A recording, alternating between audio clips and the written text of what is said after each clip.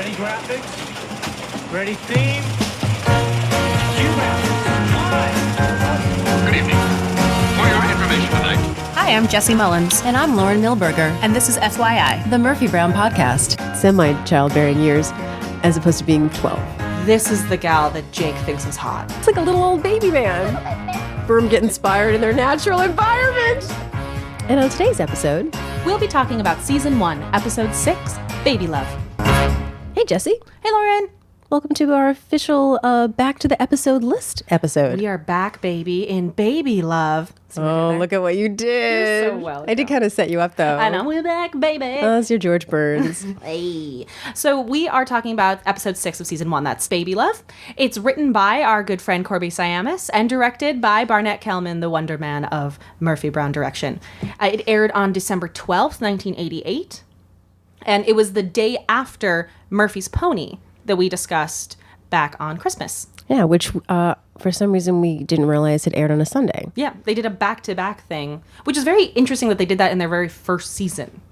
But I feel like that's what a lot of, at least they used to do, networks would do when they believed in a show, it was critically acclaimed, but maybe didn't have the audience. That's fair. And also, I feel like I'm used to people kind of breaking the mold once they've been established. But I guess it makes sense with the holiday and the way that they did it. But the idea that they'd only had 4 episodes, and they're like, and now we're going to give you back-to-back Murphys. That's a very ambitious supplying of an assumed demand, is what I would say. See, for me, it's odd that they aired the Christmas episode and then kept going. I know. Because we're used to, like, that's when people take a break. It's a mid-season break. But it wasn't even close to Christmas. Nope. The closest episode to Christmas is like 2 episodes away. I don't know. I guess maybe they thought that it would be like a very special episode of Murphy Brown. Yeah. Maybe to kick off the season. Maybe it was like hey, maybe you're not quite ready for Christmas. We'll get you ready. It reminds me a lot of, do you remember Quantum Leap Week? Oh, do I remember Quantum Leap Week? Do I? Because the whole point of Quantum Leap Week was to be like, this is a great show. You need to know what it is. Let's show it every day for a week, and maybe someone will catch it who wasn't watching it when it originally aired. I just love that someone said out loud Quantum Leap Week and was like, regardless, we have to jump on this. I have to believe it was just the rhyme scheme that made them be like, yes. No, absolutely. And of course, Quantum Leap has a connection to Murphy Brown because of Scott Bakula, but we'll get on to that later. Yes, we will. So there is only one song in this episode. It is the title song, Baby Love. It's a 1964 song recorded by the American music group you may have heard of, The Supremes. It was for their second studio album, Where Did Our Love Go? And it was written and produced by Motown's main production team. You may remember them, Holland Dozier Holland. Yeah, no, we say that a lot. So Baby Love topped the Billboard Pop Singles Chart in the U.S. from October 25th, 1964 through November 21st, 1964. It was nominated for the 65 Grammy Award for Best Rhythm and Blues Recording, and it lost to Nancy Wilson's How Glad I Am. It's the Funk Brothers, we love them, did the instrumental track, and it's considered one of the most popular songs in the late 20th century. Fun fact, Berry Gordy wanted the song to sound like the Supreme hits, Where Did Our Love Go?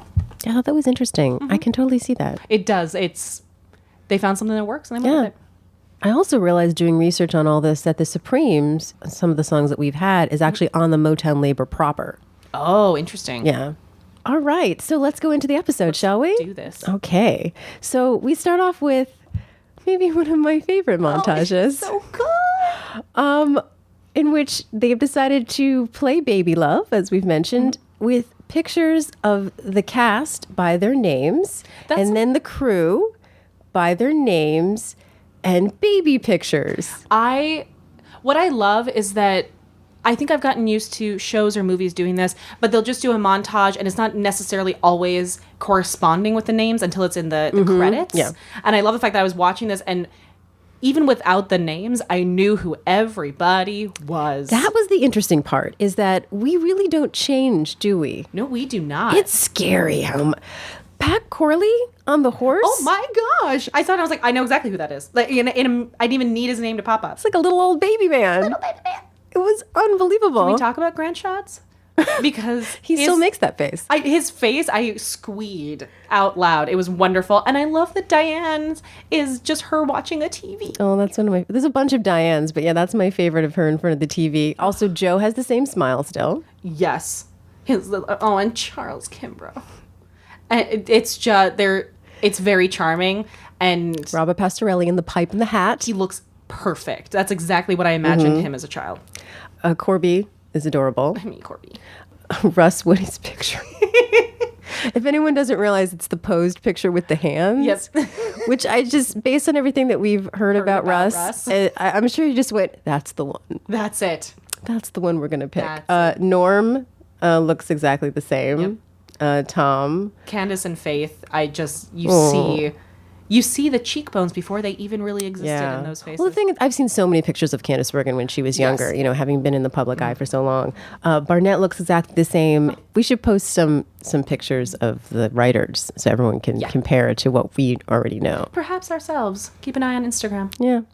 So we open up on Murphy's townhouse, which is strewn with stuffed animals and gifts. And it is the first appearance of Murphy's actual townhouse. And when I say that, I mean that the set pieces. And I did not realize it until this happened. And I had to go back and go, am I crazy? And watch the openings of certain things. No, it's been scaffolding. I mean, obviously the pilot was very different couch, different paintings behind her. And that happens. It's the pilot. Yeah, she's still been moving in the majority, or moving back in a sense, with Eldon taking over constantly. Yeah. It feels like the first time we get to be in her. And like I was saying, when we did the pilot, it's like I had a feeling that she kind of wanted to redo everything as sort of a metaphor for her life, as she's starting over. These are the set pieces that we're used to. And I think that there's some really interesting facts about it. So our left, Murphy's right, we have a ginger jar. I love that snake. I love the snake. Looking. Yeah, and funny that you say demented. Candace and the set designer came up with sort of backstory for a lot of the objects. Amazing. Just like in a previous episode I talked about, picture of Robert Kennedy, which I'd forgotten was actually autographed. And that's the idea that, she worked on the campaign. So Candace came up with the idea that this was a gift from her mother and that the snake was something that she bought at the airport when she was bored. So the art director, Roy Christopher, is not a fan of it. He thinks it looks like a demented child's room. I think that's why I love it. Yeah. And the set director is Steve Rothstein. And then also, you liked what was behind her, the statue of Dante. Oh, I love... Okay, so one of the few clear memories I have of watching this as a child was always noticing the bust of Dante with the Redskins hat on it, which I don't know why that stuck in my mind. Maybe it's because at some point I figured out it was Dante, and then my little nerd brain just thought it was so great that she would force him to be a Redskins fan. But that has always stuck out to me. I love the idea that she's just going to put it wherever it needs to be because she's such an avid fan. I always love the Tiffany lamp. There's a standing Tiffany lamp. I just want a Tiffany lamp. Apparently Candace Bergen's favorite object on the set, although it is a knockoff. It said, what is it? Murphy would have the $40,000 original, they believe. And then what's also interesting is, I didn't realize it, I think at the time as a kid, is there's a Warhol behind her. Oh, definitely. Yep. Which is from the 60s. And so that seems to fit into sort of the theme of Murphy, I think. But we'll talk more about, I have this really good article from Entertainment Weekly from the 90s, breaking down all the things in her set, and we'll talk more about those things as we go along. Yeah. So back to the episode. Murphy is wearing this fabulous white draped shirt and loose sort of turquoise. Are they suede pants? They look suede. I would wear this outfit today. If I had all of those things, like she's got the little slip-on loafers, she's got the belt, she's got the turquoise pants. It's the return of the belt. Yes, I love that belt. It's that same Native American inspired aesthetic in a very modern women can wear pants too kind of outfit, and I love it. Yeah. And she has gotten all these gifts for her friend Lisa, played by the great Jenny O'Hara. If anyone is unfamiliar with Jenny, you may know her today as Dot on the Mindy Project. Yes. But she is a television legend, pretty much. She was on My Sister Sam, hence the connection, because Diane English was the executive producer and showrunner of My Sister Sam. But she's been on Law & Order and ER and Chicago Hope and NYPD Blue and Nick Tuck, Boston Legal, Big Love. She has a big role in Transparent. Also, let's talk about the fact that, and per the theme of the episode, she is Murphy's age. The second you see that she's pregnant, It's not a young 20-something woman is pregnant. She's clearly a mature pregnant woman. And I know we had talked about, was she actually pregnant? She is not pregnant. No. I always thought that she wasn't because the way that she walks around, she doesn't seem pregnant. But then as I was doing more research on Jenny and I saw that she had 2 kids like around that age, I was like, oh, wait, maybe I just don't know what it's like to be pregnant. Yep. So I just wanted to address that, that upon watching again, it is very clear she isn't, mainly because when she grabs her stomach for the kick, she grabs her sternum. Oh, no. They're all feeling like up where her diaphragm is, and then eventually like Murphy works her way down to the actual belly. But there is like we said, the movement and so on, but it is clearly a belly. Murphy's friend Lisa is concerned that she cleaned out Toys R Us because there's tons of teddy bears. But Murphy says, no, I got her some books. She opens up the books and it's Cat in the Hat, Make Way for Ducklings, and Women Who Love Men Too Much. And then Murphy says, if someone had the foresight to give this to you. I also love that. I appreciate how maternity wear has progressed and developed. Yes, she has. looks like a giant blue beanbag chair. Mm-hmm. And as someone with multiple friends who are currently pregnant, I'm very happy for them that this is not what they are relegated to. Mm-hmm. No, it's very, very 80s. I also appreciate, which I've talked about before, that we're meeting a female friend of Murphy's. Mm-hmm. A female friend of Murphy's that she's apparently known for a long time. That she clearly respects as an equal. Yeah. She calls her Murph. She even says, how long have we known each other? You know, I know how you can rag on people. So the fact that I'm, which we'll get to in a second, telling you these things means that I must really mean it. Mm-hmm. And we don't really meet any of, like, we hear about a friend of hers because eventually in season 4, the college-age daughter of a friend of hers comes to visit, right? Mm-hmm. So I always assumed this was like a friend of hers from college, maybe? The way that they talk and the familiarity and the history that they have when they speak and the way that just kind of fills the subtext of everything, it implies a lifelong friendship, especially using air quotes, at their age. This doesn't feel like a new friendship. Mm-hmm. Yeah. No, and I like that. And I think that that's something that is really put across through the acting and then through the words. And I think Murphy's lifestyle-wise, where she is now, she doesn't have the time to make new important friendships that she would put this much time and effort into celebrating their baby. Yeah, like, it would make sense that her good friends now are ones she's had who have followed her through her career. I mean, it makes sense that Frank's her best friend because she sees Frank every day. Exactly. Yeah. So Lisa is telling her that pregnancy is the greatest thing. This you gotta try. This is the greatest. I love the way that, I'm not sure if it's just the way she's doing it or the way that she has the lines, but there's some really great sort of rhythms to how Lisa talks. She kind of talks like Frank. Ooh, I didn't think of that. Interesting. She's got this feminine good old boy quality that it's the same type of energy that Frank uses with Murphy as well, and I think that's why she's comfortable. And then Murphy says, no thanks, I wear very expensive shoes and I like to see them. And then she punches the joke by sitting down, which is really great. And Lisa really presses her. She's like, come on, don't tell me you never thought about it. Murphy says, what kind of mother would she be? She has to take a midnight flight to the Sudan at any moment. I love this. She goes, what if they wrote a book about me and I got turned into a movie and Lonnie Anderson played me? It's very scary stuff, Lisa. So I just want to touch on Lonnie Anderson. For those who don't know, she's kind of the fantasy bombshell of the era. When she hit, she was on it for Jennifer Marlowe in WKRP in Cincinnati, a sitcom in 78.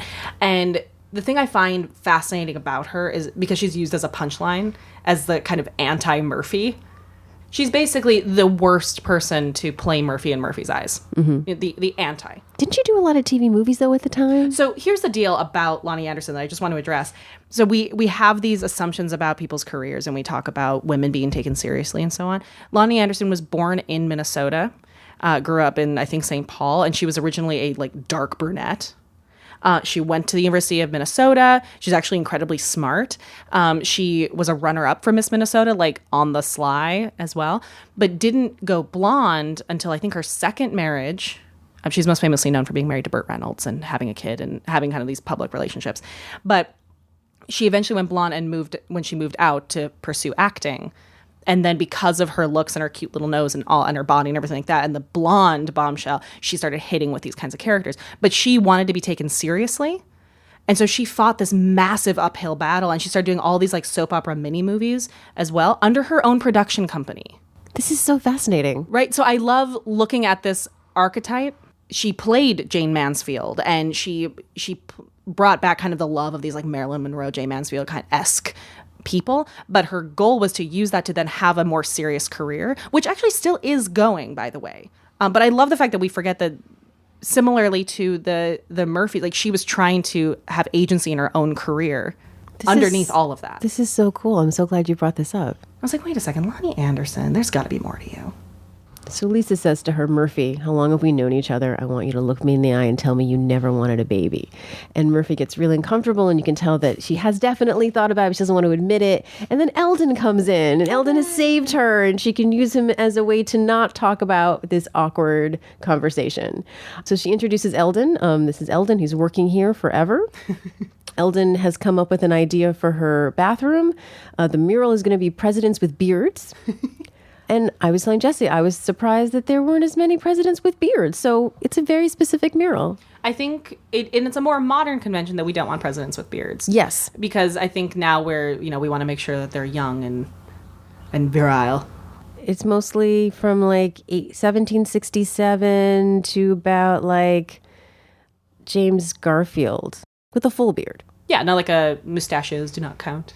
Yeah, I think they don't. No, Eldon is a purist. He is. Let's just if know anything, Eldon is a purist. No mustaches, only full beards. Who also thinks pregnant women are very attractive. He does, yes. And I noticed something that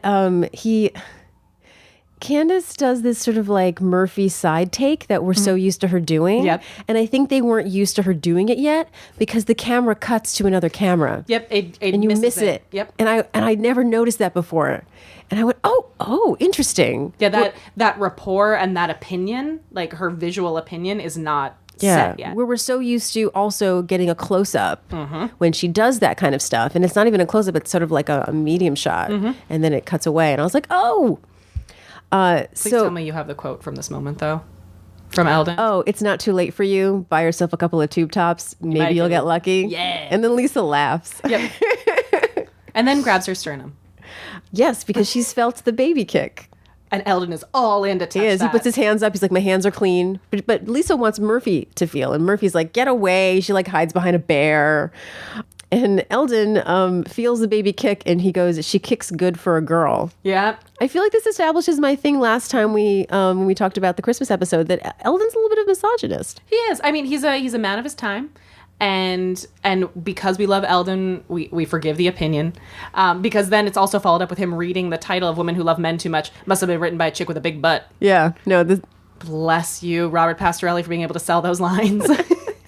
Finally, Murphy, they get her to hold the very non-pregnant stomach.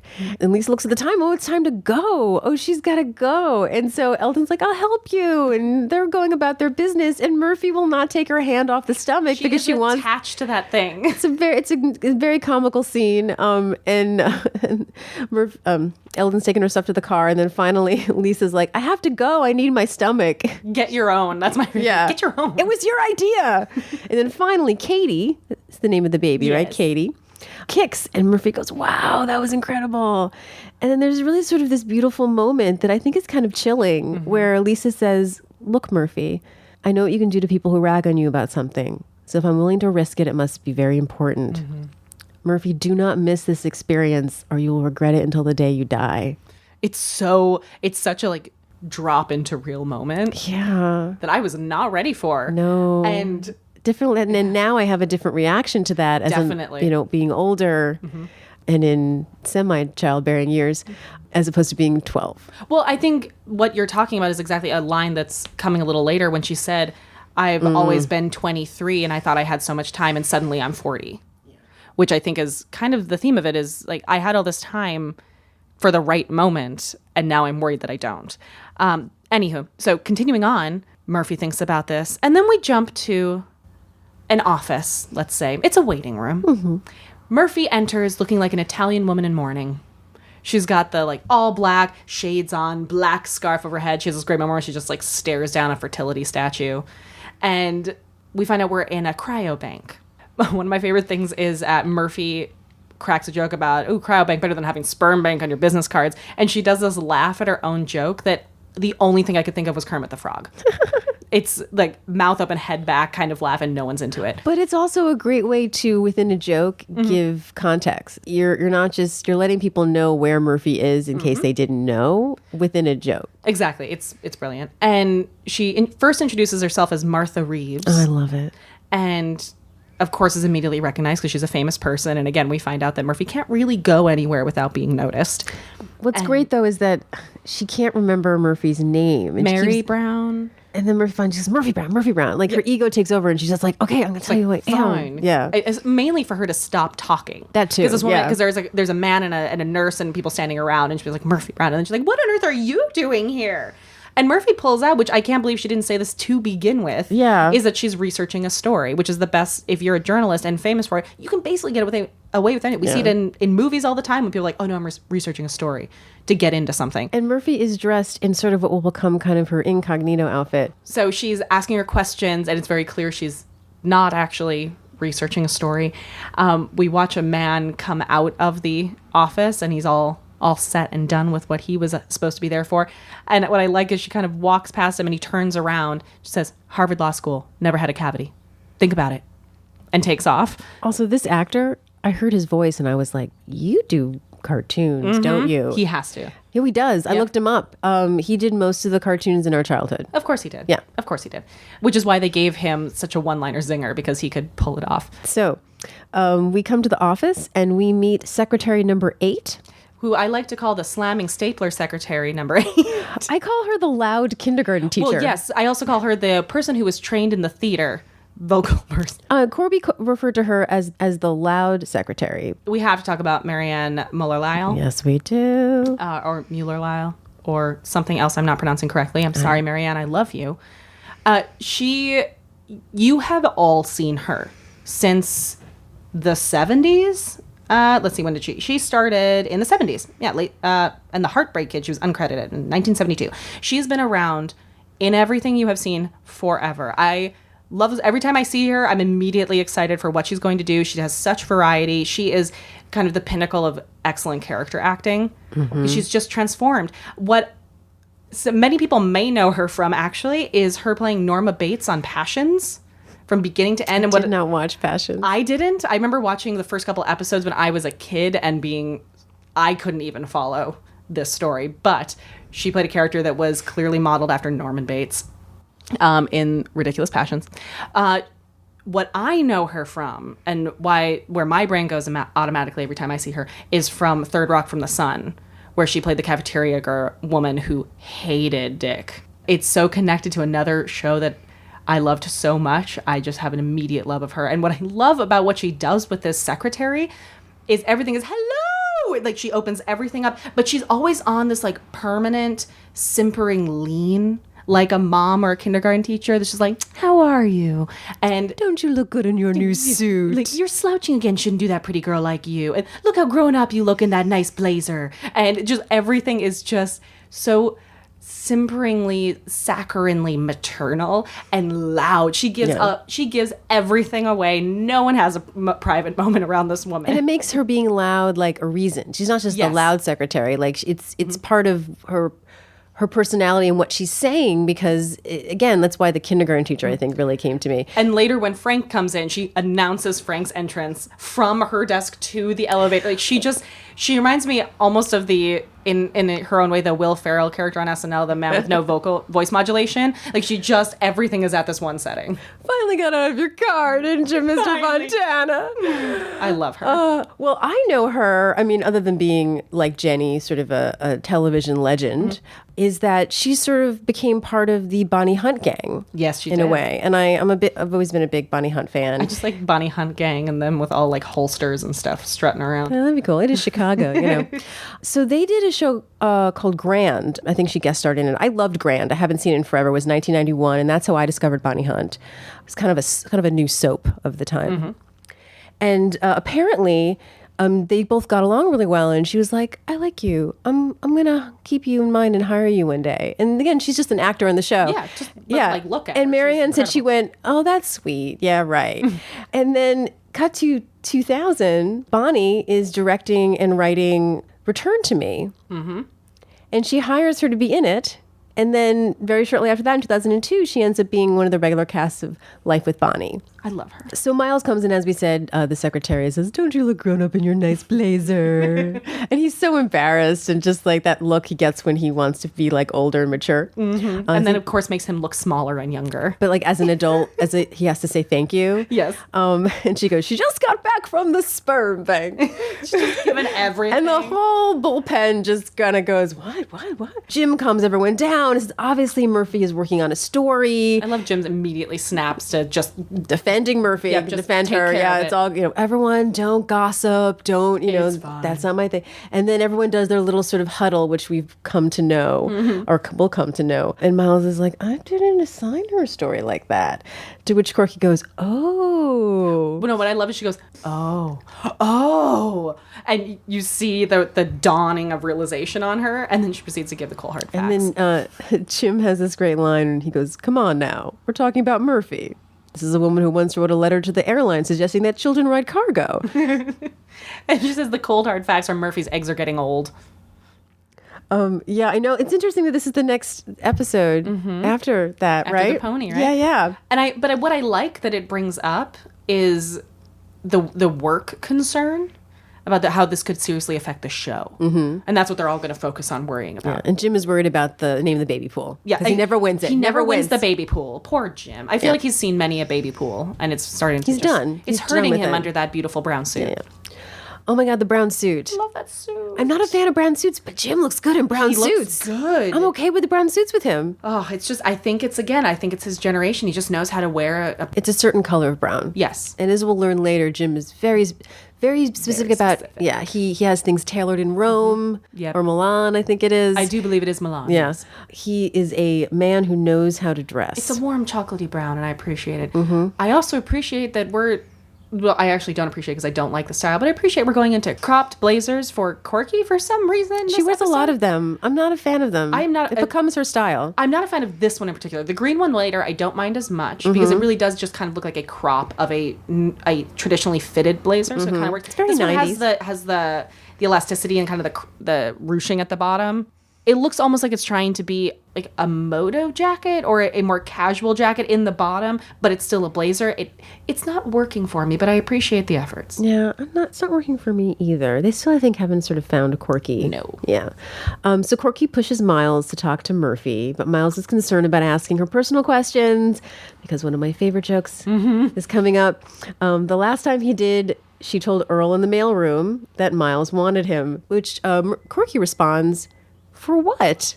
And the best part, the punchline of that, beyond Corky's, "For what?" She's so intrigued, is Jim's face behind her when she says "for what." It's my favorite. It's funny. I was expecting her to get it, to be like, "For what?" Oh, and the fact that she didn't.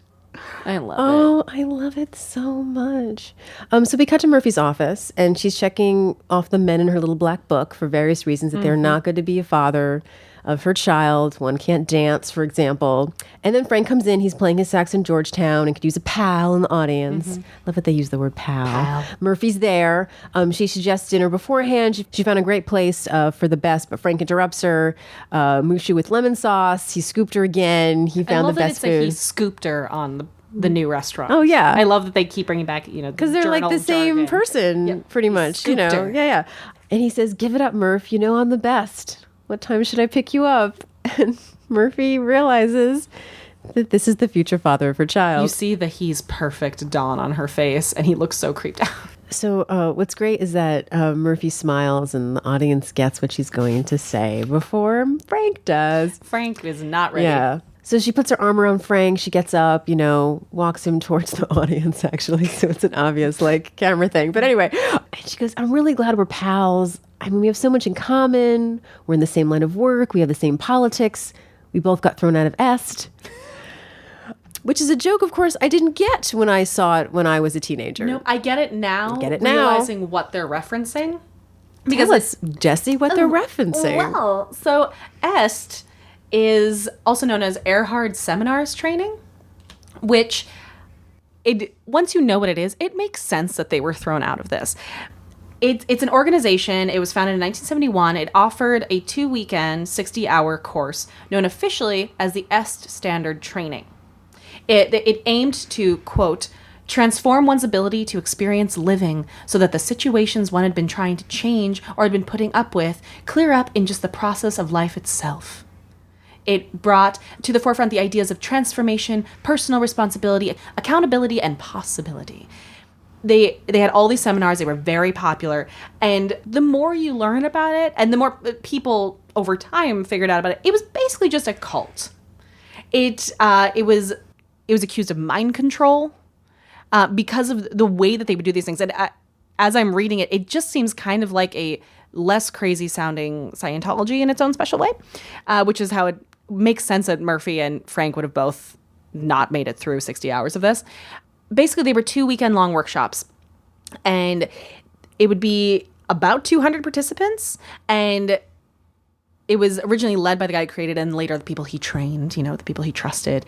And you were confronted one-on-one, and you were encouraged to experience your recurrent patterns and problems so that eventually you wouldn't repeat them.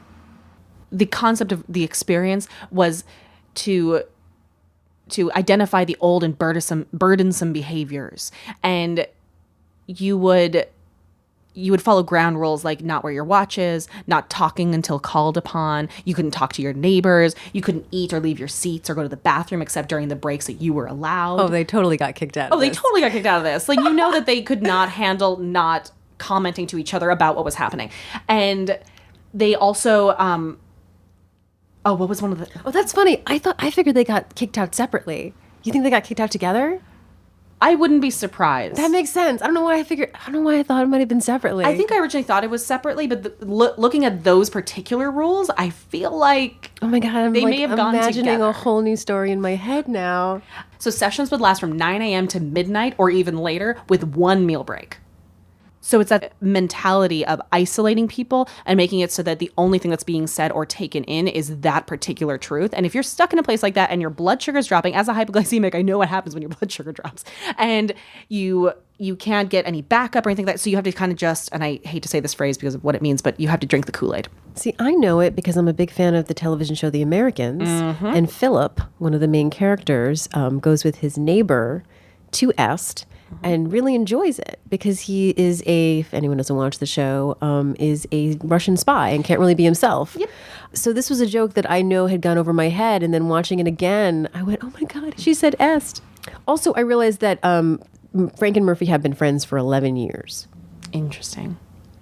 I mean, that would make sense with the timeline for us. Murphy needs to ask Frank a favor, a big favor. I want you to father my child. Excuse me? This is a joke, right? And then the sudden realization from Joe Ragabuto that so good that Murphy wants to have sex with him. It's everything that they teach you in acting class about, like, if you have the same sentence over and over again, that you should say it differently. Yeah, why are you repeating Why yourself? are you repeating yourself? You want to have sex with me?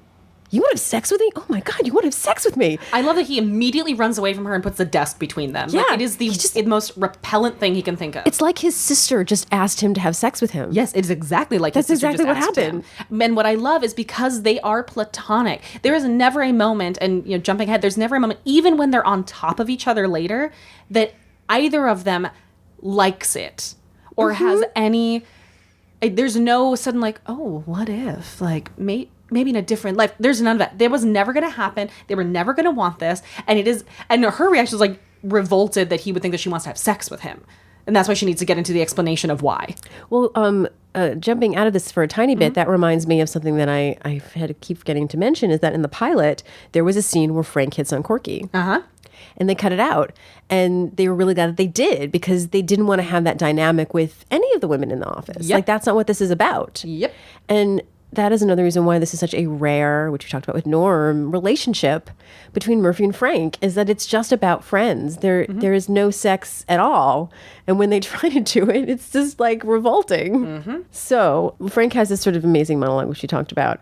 And then Murphy has this really wonderful thing, which we alluded to before, of, she always felt like she was 23, and if she wanted a child, it was her choice. And now her options are sort of disappearing. And she says, I don't want to look back and feel like I missed something, like I made a mistake. Don't you ever think about it? And Frank, who's the same age, says, yes, but it doesn't involve you. Exactly.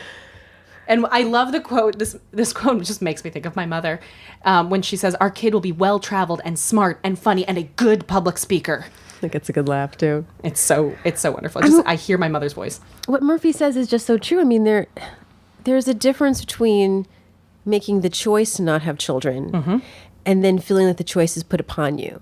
And that happens also with a lot of women who maybe say they don't want to have children, but then something perhaps happens and they're told that they can't, either for age or other issues.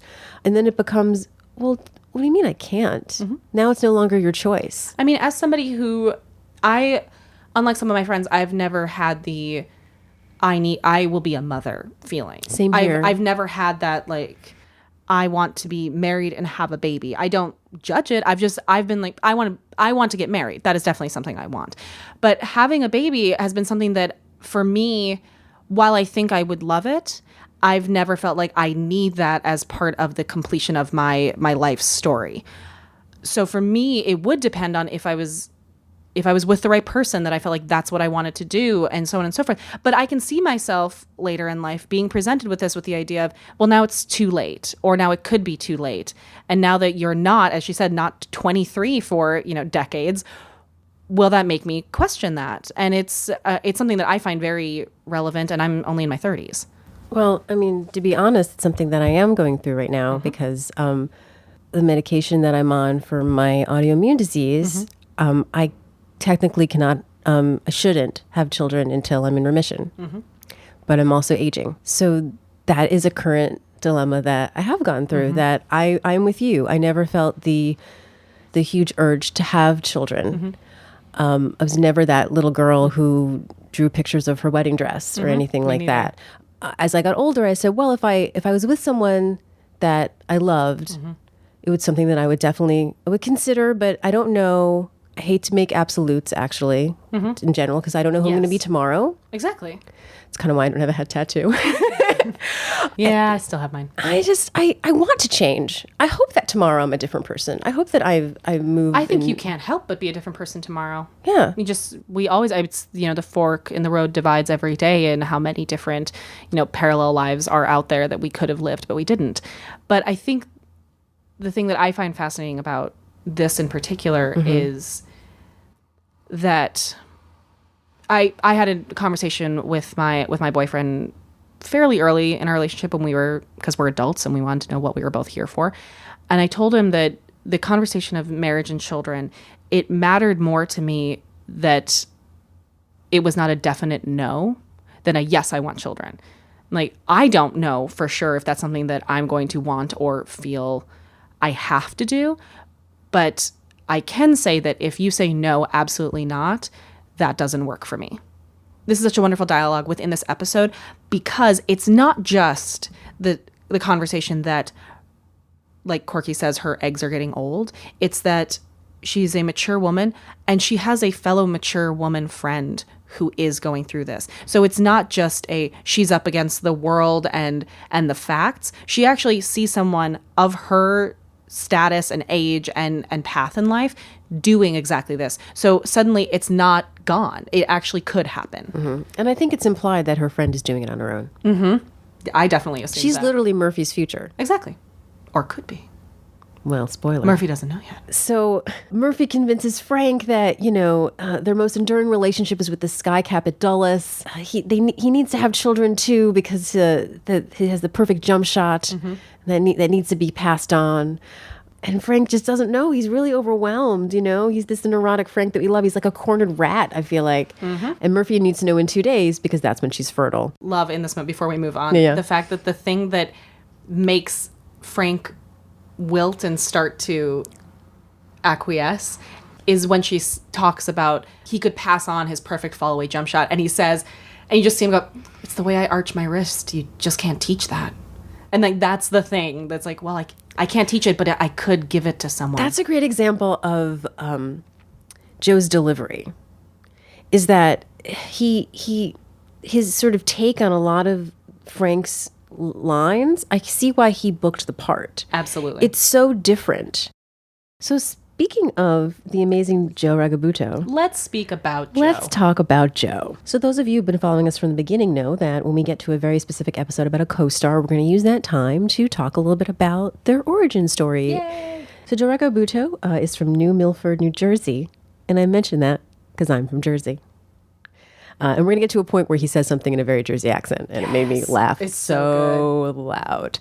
So the part of Frank was very hard to cast. Barnett Kellman, the director, knew Joe's work and wanted him to come in. They had both been in New York in the theater. He'd always wanted to work with him. It just hadn't happened. And he said it's not that he thought, oh, this guy is Frank. It's just he really wanted him to come in for the role.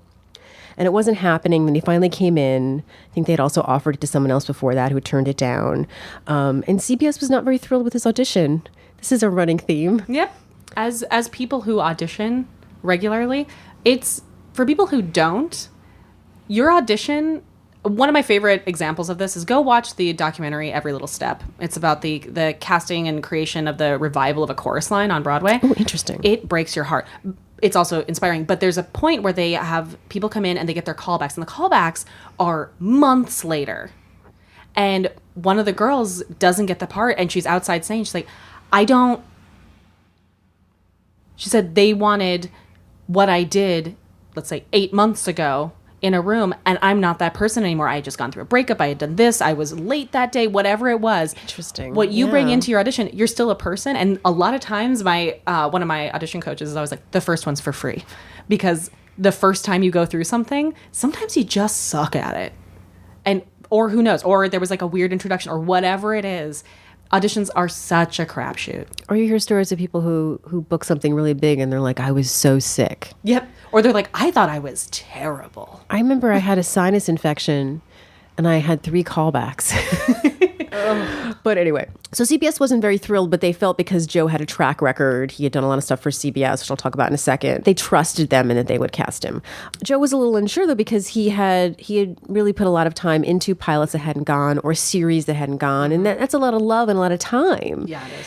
And the concern is to put all that time and love into something and then have it get canceled after a year, because he really did love the script. Can we talk a little bit about, a lot of people I think who are not in the industry don't really understand the pilot process. Yeah, let's do that. Because the thing about pilot season is what we in the biz know it. There are so many more shows that get greenlit and who get pilot episodes than any of you end up watching. And this is everyone wants to get on pilot because you want to be on the next big thing. You want to have your foot in. You also could get recast after a pilot episode. You could get fired at the table read. Exactly. Like it's a very scary and exciting time, but there are so many actors that you kind of wonder, like, how do they come from nothing to this big part in something? And often it's because that studio or that had cast them in so many failed pilots. There's somebody that they love a lot and they've actually gotten a lot of gigs. You just haven't seen those gigs happen. Also, what I think is something to point out, too, if someone is familiar with pilot season now, is that it was very different back then. Absolutely. Now, because of cable and streaming, pilot season is pretty big, but it's small. So it's from January through about March or so is when all the auditions happened. And then they film the pilots in about like April or so, and then you have the upfronts in May. Now, That's super fast now. it's very fast. Now, things are also a little different too, because upfronts are really for advertisers. And so now pilots happen all the time. It's still concentrated during that time for actors.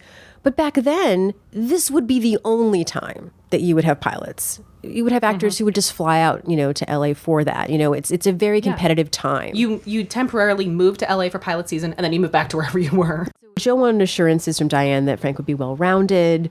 She actually pitched him this episode. Interestingly, another kind of asterisk that another actor we love, Faith Ford, had about her character. Yes, I thought that was interesting, yeah. And 2 of our favorite characters who the actors put so much love into and wanted more out of. Yeah, I don't want this just to be a one-dimensional character. Please, assure me that this is going to happen. And this was all before Joe even auditioned, he said, before he even read the scene for them. He was like, this is what's going to happen. And it makes sense that they had these ideas because also when you pitch the season to the network, you also say, well, these are the ideas for the first couple episodes, or here's what we're going to be doing. Interesting about Frank Fontana is that he's actually named after Tom Fontana.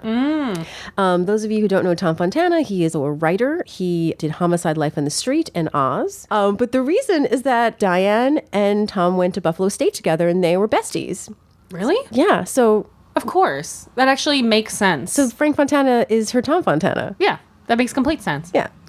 I didn't realize it was that on the nose. It's that on the nose. Bless. Yeah. It's wonderful. What's also interesting is that when I first moved to New York, I found out that Diane's first play that she wrote at Buffalo State, that was done actually professionally, was at the Performing Arts Library.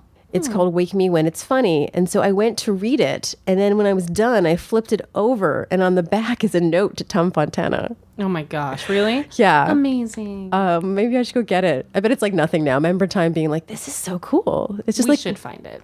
Yeah. So Joe, his biggest thing at the time is he played a journalist in Missing, which is a great Jack Lemmon movie from 1982. The Associates was the big series that had gone critically acclaimed for a year that sort of left him a little burned. That was from 1979 to 1980. And it's funny because reading all the stuff in the book, CBS is like, oh, he's mostly known as playing the heavy, sort of dramatic work. And it made me think of Lou Grant and Ed Asner, how they sort of brought him on. But then as I was rereading his IMDb, I was like, no, he did tons of sitcoms, but they weren't for CBS. So that's probably why they didn't see him that way. Yep. He was on Mork and Mindy, he did Night Court, Barney Miller. But what's interesting is people who, if anyone is binging Who's the Boss, you might know him from this sort of weird random episode called Mona, which was meant to be a backdoor pilot.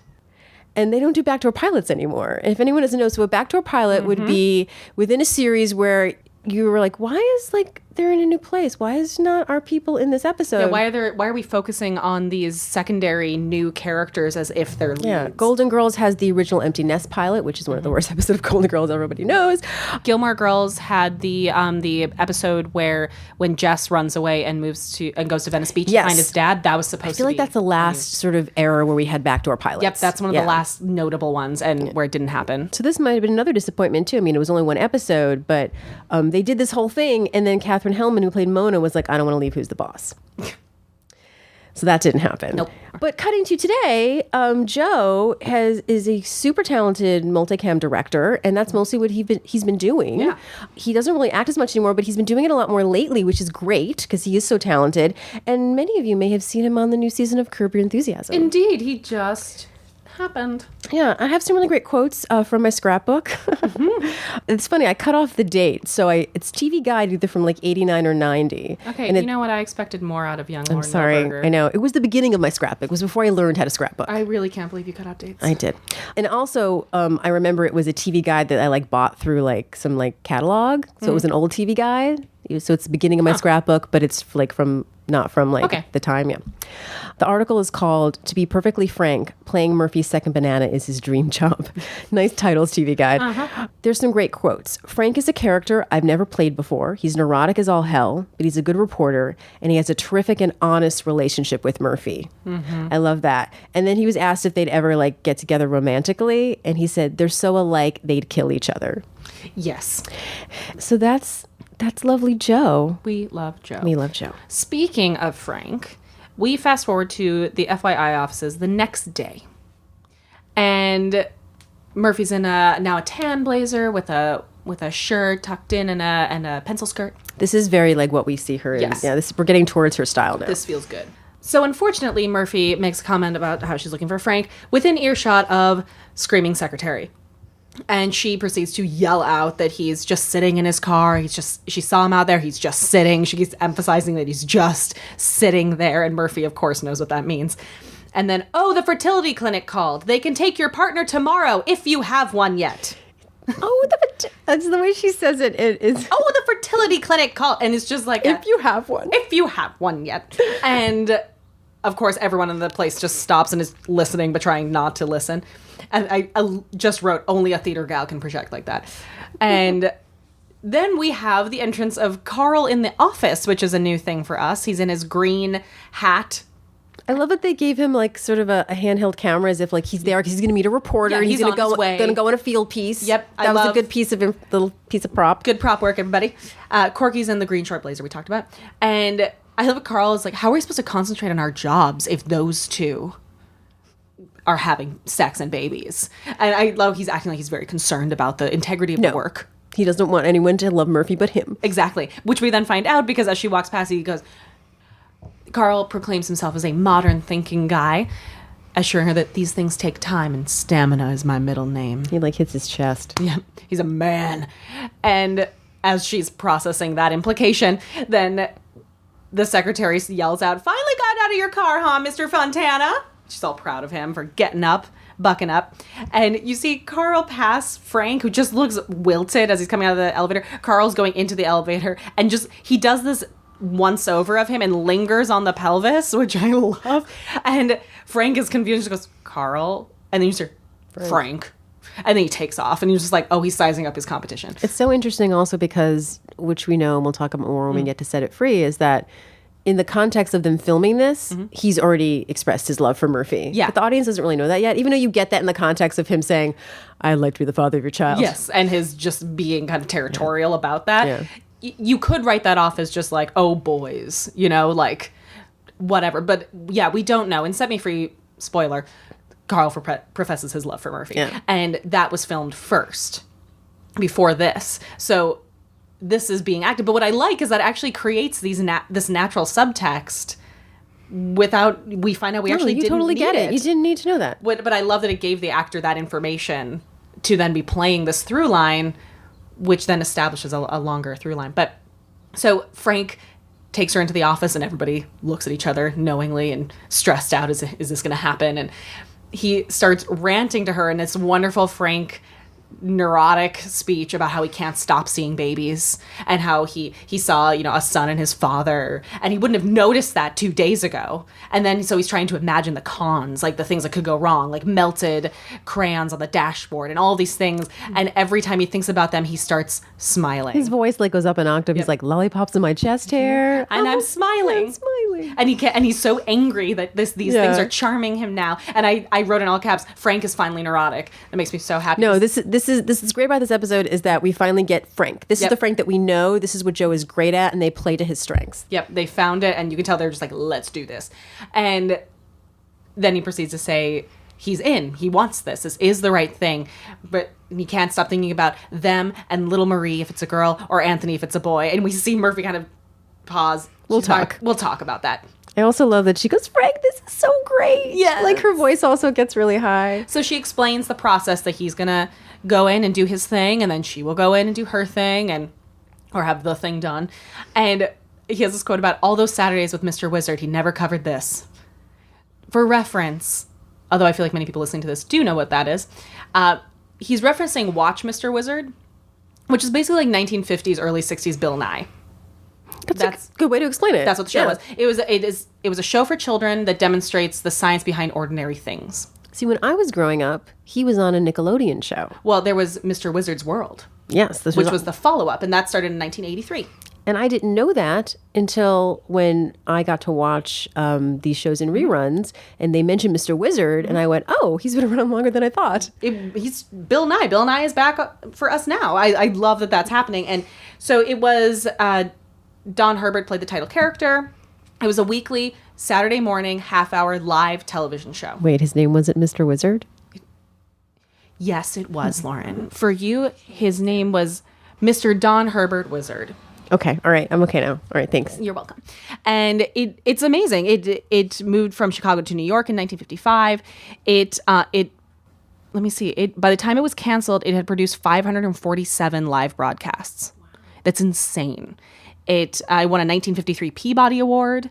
It was cited by the National Science Foundation and the American Chemical Society. It was a huge deal. They even made one in Canada. It was a Canadian-produced revival called Mr. Wizard. And then in 1983 to 1990, Mr. Wizard's World was on Nickelodeon, which I think is just wonderful. And it creates the common backstory of they are people who were children in the world we live in at this time. It gives you their generation, which I love. Then we fast forward to Phil's. Murphy walks into Phil's, asks him how his kids are. And he says, not in the hospital, not in jail. Have to say they're doing fine. Apparently, I kept thinking of my mother in this episode because it reminded me of my mom once saying that in my small town in rural Minnesota, that she had 3 daughters who went through my rural high school, who graduated, didn't get pregnant, and didn't get arrested. And she was like, I think I did good. Also, close the door joke, still here. Don't know why I thought it had gone that. away by now. It's still here. I told you. I bet close it's in the whole. door. I bet it's in the whole season, and I think it's just because I watched season 1 and half of 2 so much later that I thought it was like just a small joke. It is established in this season. Very much so. I love Phil says, how many times can you read someone Horton Hears a Who and still respect yourself? He's a very practical relationship with fatherhood. He's got a lot of kids. He does have a lot I forget of how many kids. kids he has, but there's a lot. They're all named Phil. All named Phil, because Phil does Phil. And now we get to one of my favorite scenes in the whole So thing. Frank comes in, close the door, and we posted on our Instagram a picture from this moment as they're both sitting down, and the way I described is they're both in trench coats and they're sitting down and they're just stiff as can be, very uncomfortable. And what I love about the trench coat is the first thing that it all the way buttoned up makes me think of is flashers. And I feel like they're acting as if they are trying to hide the vulnerability of flashing. So like they feel so vulnerable that they are completely buttoned up, like they're hiding their nudity. It just cracks me up that in this show, mostly Murphy, but obviously here now, is wearing a trench coat means that you're incognito. Yes. We pay attention if you wear something like that. You look like a character who's trying to be incognito. Yeah. So he then tells her, she asks how it went, and clearly didn't go as expected, and we find out he has decreased motility. Frank is just so like embarrassed. He's like, this happens to a lot of men. It's probably temporary because I've been traveling a lot. And I love he goes, why didn't you take out an ad? Because she keeps asking him to repeat himself. And that's the Jersey thing. He's like, why don't you take out an ad? Yeah, it's I was like, you are so from Jersey, Joe Hagabudo. I love you. Jersey man. And probably one of my favorite sets of quotes is when he's trying to explain her, he says, sperms are swimmers, Murphy, and I don't have a Mark Spitz in the bunch. I love that, and I also love sperm get inspired in their natural environment. The way that Joe says it. Well, so for context, before we get to that quote, is that they're saying he doesn't have the swimmers because Mark Spitz is a 7-time Olympian, I believe, or 7 medal. There's a 7, and he's an Olympic swimmer. He's won a lot. Great. Yeah. He's won a lot, and they said that they can either wait a few months or wait a month and check again, or they can do it the natural way because, and you can see it's his sheepish attempt to reason the thing he really doesn't want. He says, proceed the regular way. The regular way. Like he can't even say it to her. No, and because sperm get inspired in their natural environment. I mean, you can tell he's just trying to say like it's what someone said to him. He's not into it. He's not inspired, but that's apparently what it is. And they try to decide if this is something that they want it this badly now that the door has been open about them wanting to do this together. Do they want it that badly? They're finally coming to terms with it, and they say, and Murphy's saying, well, at least no one but us knows about this. And that's when Phil walks up and ends this particular scene with, well, if it isn't Secretariat. Yeah.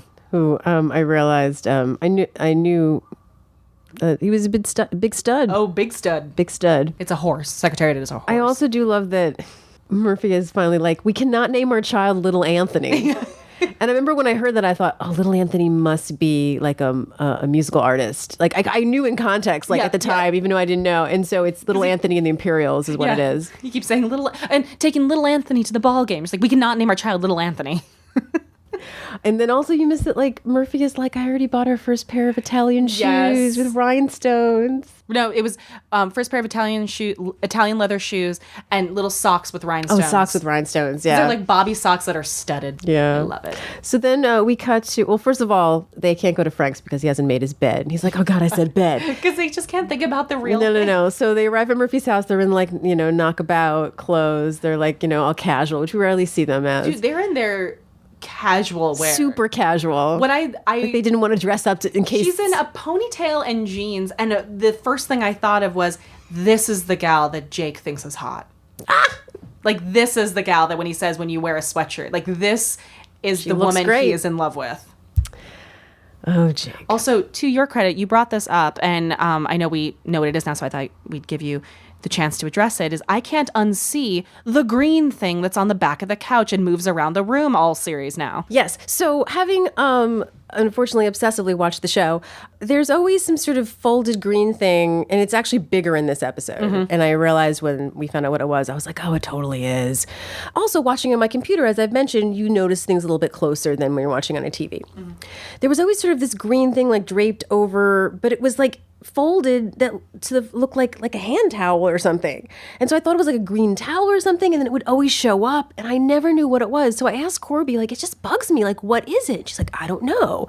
So she did some research for us. Because Corby remembers and everything, and if she doesn't remember everything, she knows someone who does. Yes. So it's a throw. And what's interesting is that watching Baby Love, I see that it's much bigger, and I see, of course, it's a throw. But it's not, it's folded up more in other episodes. Yeah, it's literally folded up into like sort of a rectangle. And so it looked like these hand towels that my mother had. Well, and the thing you had said to me when you brought it up, which is now why I can't not see it, is that your headcanon had been that it was a painter's drop cloth or towel that Eldon had left around. Corby had thought that. What I had thought that... I thought that was yours. No. What I had thought that maybe like it was something to not damage the couch. Like if people were going to be leaning on something. I don't know. Like it was in random places. Like who puts a throw over the arm as a tiny rectangle? Someone who's not using it yet, who then will, throw it out to its full size when you do. It makes sense because it matches the color in the foyer. But yeah, so mystery solved. Mystery Yeah. solved. So they awkwardly are talking about Frank had roast beef. It's so uncomfortable. So uncomfortable. Horseradish on the side seems to be a thing that they know is a good thing. I hate horseradish. Me too. So I love that they're talking about his sandwich in the most awkward way, and they're both they're not on either side of the short part of the couch, on the ends of the couch. They don't want to be near each other at Anywhere all. This near is each totally other. awkward. Their physical language in this is hysterical. So well done. So they decide that they're going to do it. And they sit on the couch and it's awkward and they try to kiss. But Murphy keeps stopping him to ask about, what religion that they should raise the child in. What are the thoughts on Nietzsche? Should they hyphenate their name? Religion. What does he say? He goes, oh, Nietzsche. Now I'm hot. Now I'm hot. Frank thinks that she's chickening out. She says she's not chickening out. And she does this thing where she just sort of lies limp. Flops on her back. Very limp and goes, okay, let's do it. It's okay, let's go. And then she flops it. like a dead fish. I love the way that it's just the least graceful, attractive move possible. So he tries to kiss her. They hurt each other. She pecks at him like a chicken. Yeah, she can't relax her lips. And also you can see like Frank is like trying not to like push his pelvis anywhere near her. They're trying to, and they're doing the thing where they're kissing like children do when they think this is how you're supposed to kiss, where they're just like smashing their face on each other and then moving around a lot like it's supposed to be hot now, and they're just gonna force it to happen. And then they kind of kiss, and he kind of does this awkward like hug thing, and he's like, "That was nice." Like he's trying to pretend like it's like that was nice. That wasn't the worst. Yeah. And then he literally, which is my favorite part of the scene, crawls over her and jumps off the couch. Like leaves are like sprawled as he's so over repulsed by the whole thing. And then he has a great idea. It's like they should turn off all the lights, put on really loud music. Sometimes that helps him. It helps him. I always thought that this is the point where he's like, could you put a bag over your head?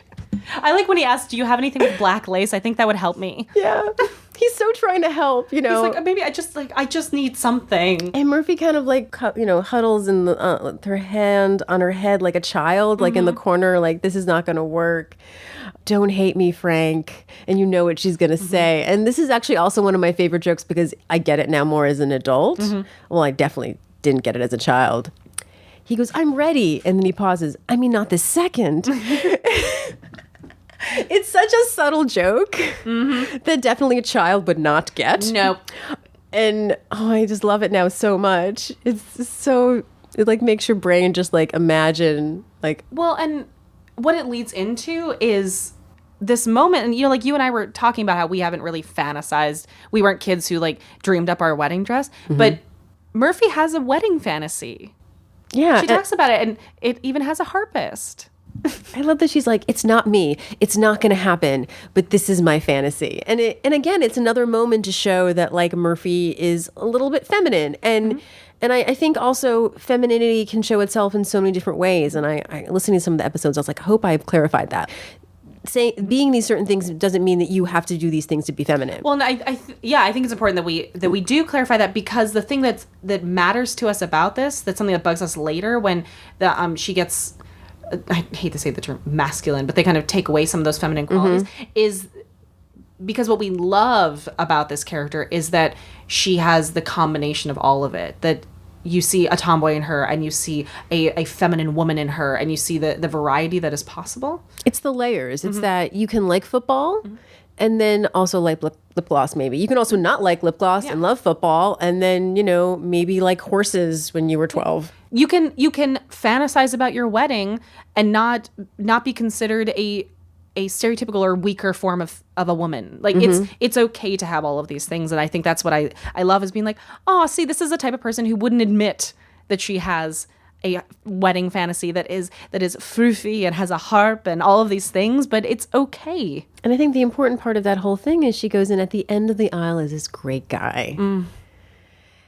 And Who's perfect for her. Yeah. And she says if she just waits a little longer, she can have a child with a man that she loves. And in this episode is such a precursor to the rest of the series. Yep, it really is. That the moment and the way Candace portrays it is so vulnerable and honest, and it's the type of admission that you would only get with Frank. Yeah. And then I love the fact too that when she says with a man that I love, and he's like, great, thanks. Like, I love you too. Yeah, and she's like, you know what I mean. Yeah. And then, she convinces Frank, that he's a little relieved and it's probably for the best. And then Frank's like, yeah, men can have babies into their 50s, sometimes in their 60s even. And she's like, shut up, Frank. And then she goes, you're great. And he goes, you'll never know. I love that so much. It reminds me of so many of my friendships with my guy friends, and just there's no insecurity or sensitivity around each other's sexuality. I want this fulfillment for you just as much as you want it, and just as much as I want that for you, I don't want it from me. Like, it's their true platonic friends, and that's not compromised. It's just so beautiful. And then they promise that it never leaves this room. I'm sure Phil probably knows about it. Yeah. But it'll never leave this room. And then they high five, like at the end of a game. And then we have the end credits with the cutest picture of Diane and Joel. It's so cute. I love that the end shot is Murphy staring at the fertility statue. Oh, yes. It's so cool. So this is a really great episode, and in a way, they sort of set up something that they didn't realize that they were setting up, which is interesting. And also, I've heard talked about this episode, and actually, I think Corby mentioned that when we talked to her, is that this is the kind of episode that you would do later on in a season. You wouldn't do it in season 1. But they decided, why should we may not be on in season 2. Why should we keep any ideas? Why hold back? Yeah. And sometimes when I write, I think about that. Yeah, why hold back? I mean, because of that, your show could get canceled at any time. So why hold out to do the thing that you're burning to write, that you believe is important or dynamic? Why wait for the thing that might not happen? Yeah. That might be the thing that gets you the rest of the series. Yeah, taking a chance, something that I think Murphy Brown, definitely did. So that's Baby Love. That is Baby Love. And we didn't mention the dartboard, isn't it? It's speed limit 55. Oh yeah. If you are not following us on social media, what is wrong with you? What are you doing? What are you doing with your life? Know about our episodes at this point? I know, seriously. I don't know how anyone does. Engage with us. Please. Follow us on social media. We are Murphy Brown Pod on the Instagram, on the Twitter, and the Facebook. Indeed. And our website is murphybrownpod.com.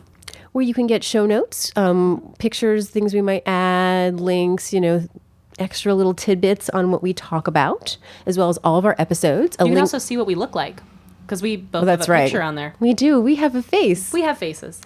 You can also get a link to our Spotify playlist, the Murphy Brown Empowerment Playlist. Have a little dance party to the playlist before you listen to our episode. We do. Please do.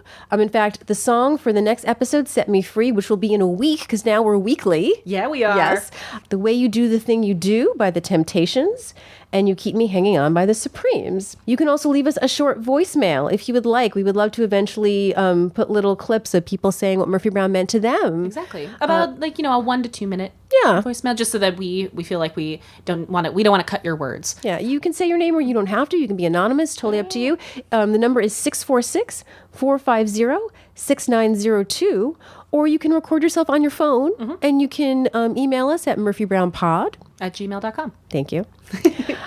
We would also love it if you would go on iTunes and write us a review. Please do, because and not just for our own self-gratification, reviews and ratings on iTunes bumps us up so that more people can find the podcast. And we hope that you are watching Murphy Brown on Antenna TV. We hope so, because it's playing right now. Almost every day. Go watch Murphy. And go find Murphy. If you miss 2 episodes during the week, Monday through Friday, they're going to repeat 2 episodes from the week on Saturday and Sunday. So you can get Murphy every day now. What are you doing? You can record it and then watch it and then listen to our episodes. Be young Lauren Milberger. Record it and then recite it along with it. Only, have friends. You don't need it. Murphy's your friend. That's true. And we'll see you in 1 week for another edition of FYI, the Murphy Brown Podcast. And I'll take my birth control. Oh, my alarm didn't go off.